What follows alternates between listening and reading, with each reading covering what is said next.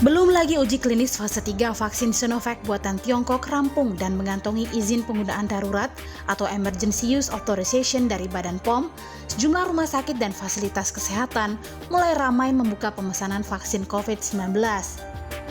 Seperti di Rumah Sakit Universitas Islam Indonesia, Yogyakarta. Rumah sakit ini mulai mendata warga yang berminat vaksinasi COVID-19 secara mandiri, meski vaksin belum diterima pihak rumah sakit. Pemesanannya juga dibuka secara daring melalui akun media sosial rumah sakit. Kita sampai saat ini masih dalam tahap koordinasi dengan pemerintah dan juga produsen, jadi prosesnya masih sebatas pendataan.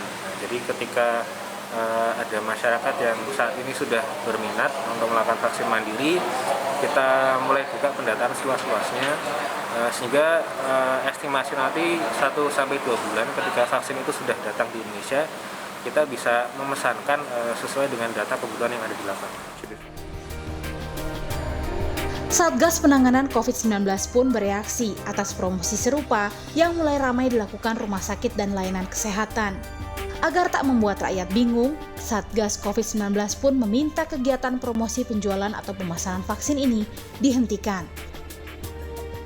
Jadi Satgas meminta kepada rumah sakit untuk menunggu arahan dan keputusan pemerintah terkait dengan program vaksinasi.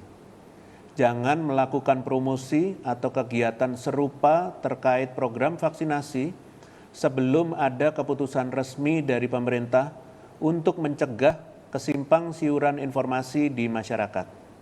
Pemerintah ingin memastikan bahwa vaksin tersedia bagi seluruh masyarakat di Indonesia, baik itu melalui skema subsidi maupun skema mandiri. Informasi terkait dengan detail pelaksanaan vaksinasi juga masih dalam pembahasan.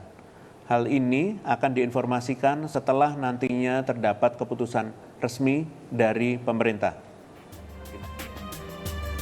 Epidemiolog juga mengimbau agar masyarakat bersabar dan tidak gegabah menyikapi upaya komersialisasi vaksin COVID-19 yang dilakukan layanan kesehatan. Jenis vaksin yang dijanjikannya apakah sudah jelas, apakah betul sudah dimiliki, kemudian apakah nanti konsumen ini tidak akan dirugikan karena harga yang juga belum jelas, selain juga produk yang belum jelas. Jadi sekali lagi masyarakat saya himbau lebih baik untuk menyikapi ini dengan kritis saja, jadi tidak perlu terlalu ditanggapi dulu karena belum ada kejelasan.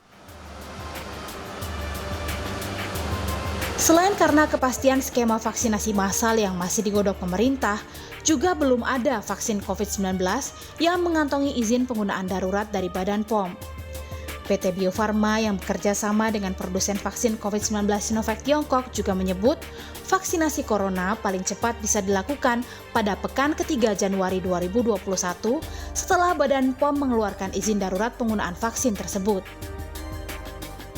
Di dalam regulasi juga diatur kita boleh melakukan vaksinasi dalam keadaan darurat dengan mengeluarkan emergency use authorization. Nah, emergency use authorization itu ditargetkan kita bisa peroleh di pertengahan atau minggu ketiga Januari 2021. Jadi setelah itu mendapatkan persetujuan dari Badan POM, baru kita bisa lakukan penyuntikan.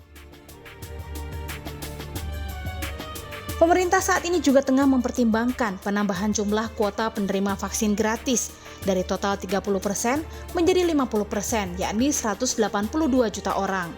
Setelah Kementerian Kesehatan membahasnya bersama Komisi 9 DPR. Evaluasi tentang alokasi, berapa yang nanti harus ditanggung oleh pemerintah dan berapa yang mandiri.